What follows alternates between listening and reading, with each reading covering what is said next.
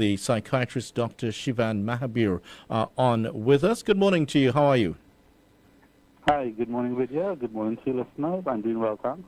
All righty. So we are talking about road rage today, and it's a general discussion about a phenomenon that we have seen in Trinidad and Tobago. It's been seen all over the world, and it's a psychological concept that has been developed to describe people who drive in a particular way, a very aggressive, high anger type of driving.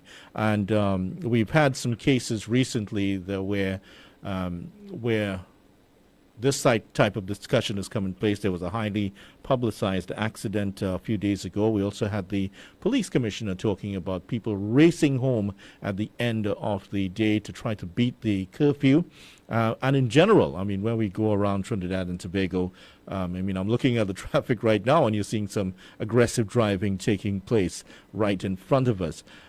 This is, however, not a commentary on that particular, any of those particular incidents. But Shivan, if you were to describe what road rage is as a psychological concept, what would you say it is?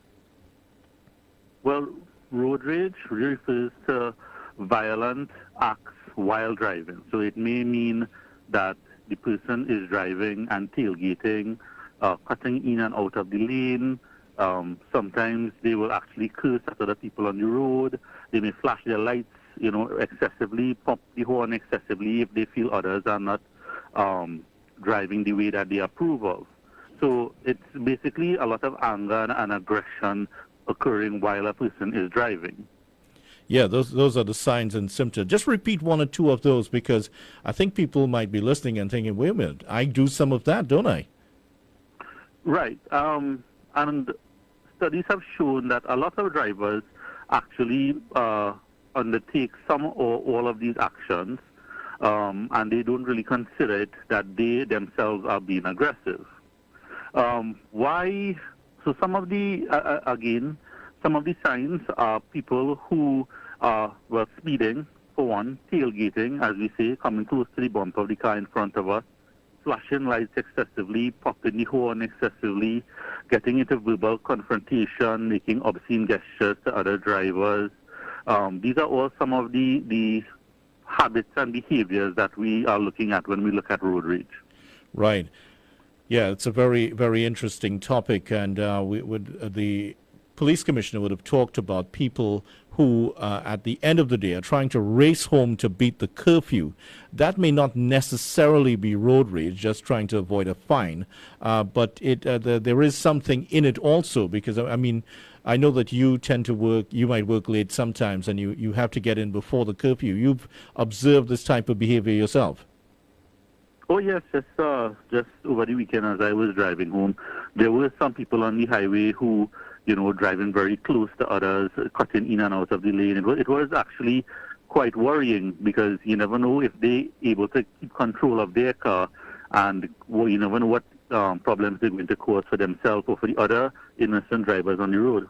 Yeah, in fact, Brent Batson, he was talking about that, the police officer was talking about that at the press conference on Monday, in fact, saying that there was a situation where they had to stop a car. The fellow just crashed and damaged his car. He damaged himself, and it was a pretty bad situation. Now, for those who are on the road, and we've already outlined some of the symptoms, how you can spot somebody who is driving aggressively in that way. How does a driver deal with that sort of situation? What's the correct way to deal with it? I would imagine not trying to fight fire would be one way. Right. So, you just need to try to keep yourself safe as much as possible. If you see someone, who is cutting in and out of the lane, try to, when they reach up to you, you slow down a little bit, give them space so that they could make the pass correctly or carefully as much as they could, so that, you're not going to aggravate a bad situation. But, Vidya, we're talking a lot about road rage, but I want to open up the topic just a little bit. Sure. and speak about bad driving in general. And the World Health Organization has commented on driving as a health issue. And it pointed out in 2015 that 1.2 million people die every year worldwide due to traffic crashes, and millions more suffer injuries or are living with long-term consequences of accidents. And road traffic accidents are the leading cause of death of young people 15 to 29. And there have been authorities in the USA who pointed out that young people 15 to 24, well, they get their license a little bit earlier in the United States at 16. They are at actually higher risk than other portions of the population in terms of having fatal events or having crashes. So we can see that, this is a very significant problem. And some of the risky behaviors, apart from the aggressive driving, include texting while driving, driving under the influence, driving without your seatbelt, driving while tired. These are all things that people do that put themselves and others at a lot of risk. And we ask ourselves, well, with all of the awareness campaigns that have been done, of all the advertisements that we always see on TV, click it or ticket, don't drive and speak on your phone, don't drink and drive. Well, why are people doing these sort of things? And actually the studies have found that those sort of awareness campaigns are really not as effective as we would hope for.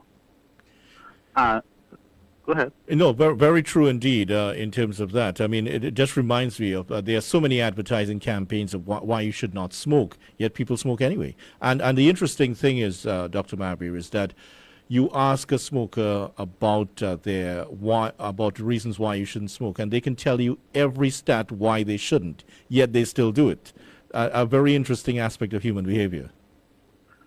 Right. So what we actually see is that persons who have been charged repeatedly for drunk driving, or people who have had multiple speeding tickets, if you speak to them, they actually say that they usually do not consider themselves as risk takers, or they do not see their behavior as risky.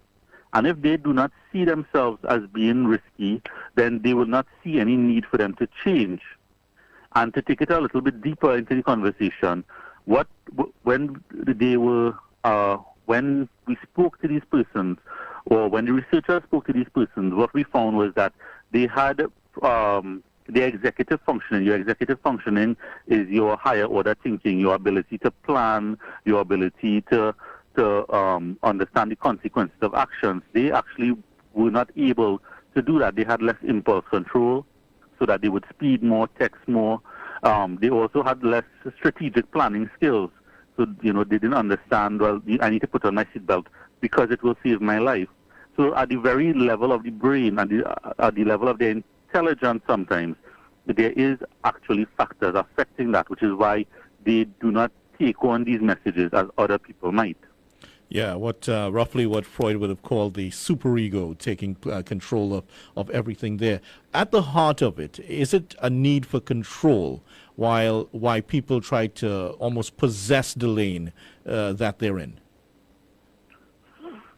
Well, there are a couple of factors. I suppose, yes, there is to some extent ego involved, as you said, because an interesting fact is that people who drive larger cars, so SUVs, more expensive cars, the Mercedes-Benz, newer cars, they will act as though they have more priority on the road than persons who they see as having an older car, a smaller car, or pedestrians, because they see the car as a power symbol. And therefore, they feel that, well, if I have the better car, then I am more powerful than you and I can do what I want.